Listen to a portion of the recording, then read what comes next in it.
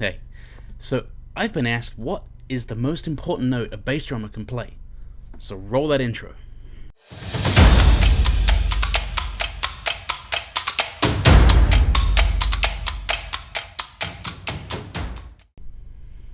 Hey, welcome back.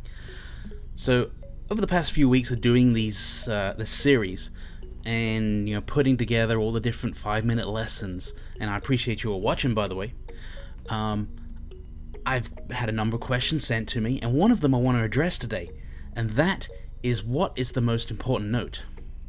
So before I go any further, I want you to do me a favor.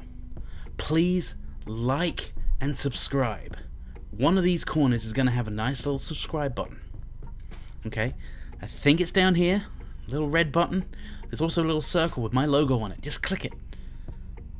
And that helps me so much. It helps push my videos to the top of the YouTube search so other bass drummers can find it. Now, back to our subject for today. What is the most important note? So this got me thinking. And, I was thinking, are we talking about, A, B, C, D, those kind of notes?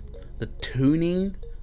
Or are we talking about the mathematical note, the timing of music, the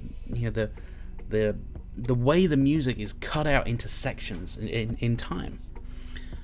And so that's kind of where I'm going to lead down today, and we can begin by looking at the music, the way the music is written. At the beginning of most music, there is a time signature, and that time signature will be a 2/4, a 3/4, a 4/4. It could be 6/8, could be 2/2, it could be 12/8, could be 5/8, 9/8. There is so many time signatures out there. And so how do we determine what is the most important note? Is it a whole note, a half note, quarter notes, 16th notes, 8th notes, 32nd notes? The list goes on. I mean, notes can go up to 128th notes, 256 notes. Mathematically, they could go on forever. But, in pipe band drumming, usually you might see a 64th note. Usually it's 32nd notes. But again, that's not a limit. This is just kind of what I've seen over the past 20 years that I've been drumming. But as a rule, the music tells you. Yeah, I went off track. But as a rule, the music tells you what note is the most important. What note gets the beat. And so, if we can't read music, there's still a way to help with that. And it's what note your feet land on as you're marching. Okay? As a general rule, I'm not saying every time, as a general rule, the quarter note is where your feet land. But is that the most important note?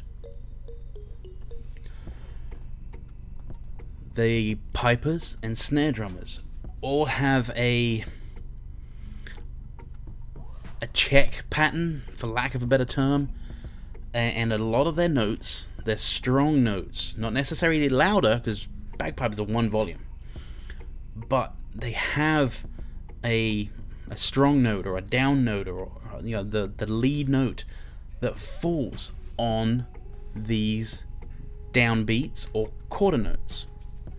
So there is kind of an indication of what note is important.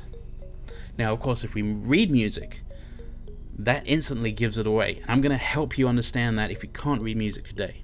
At the beginning of most musics, at the very top of that page, by the very first bar, are 2 numbers.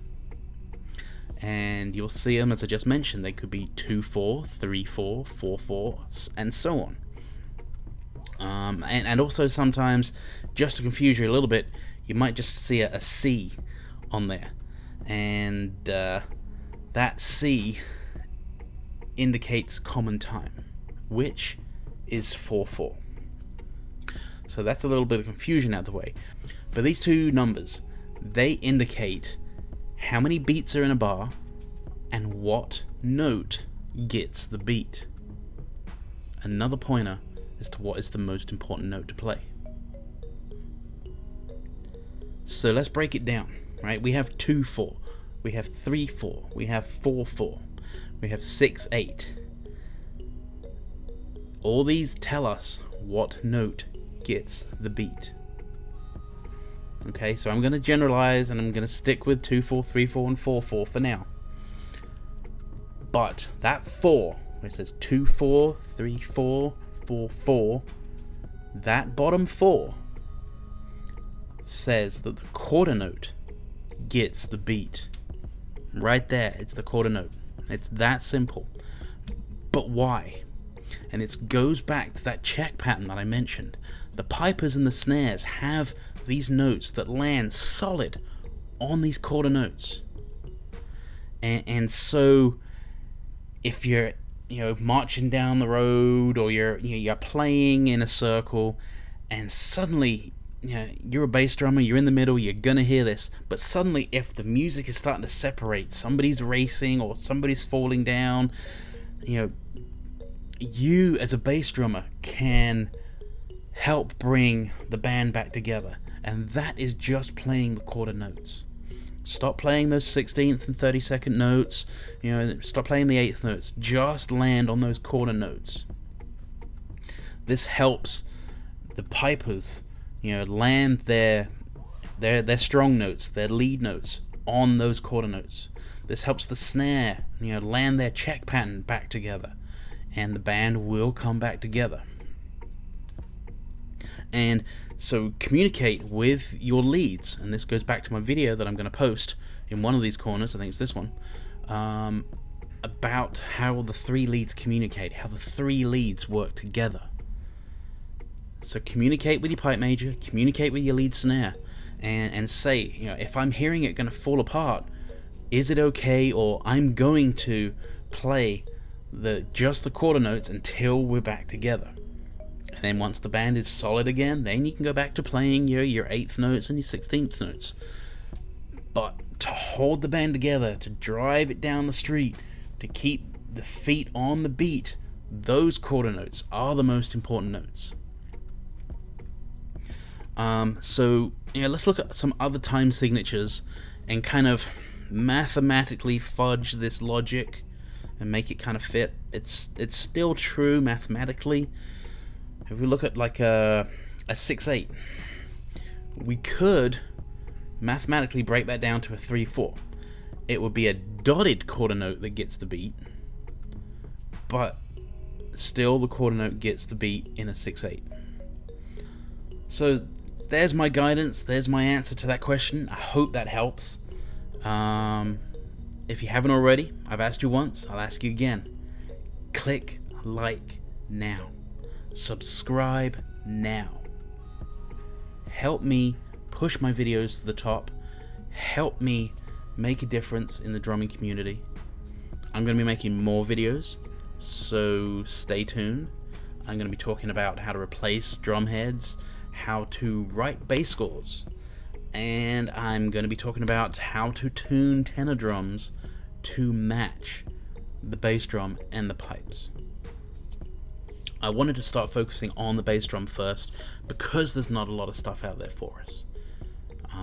So I'm hoping the series helps. There's going to be a lot more, so stay tuned. I appreciate all of you. Yes, I'm still giving away a bass drum, so liking my videos helps with that.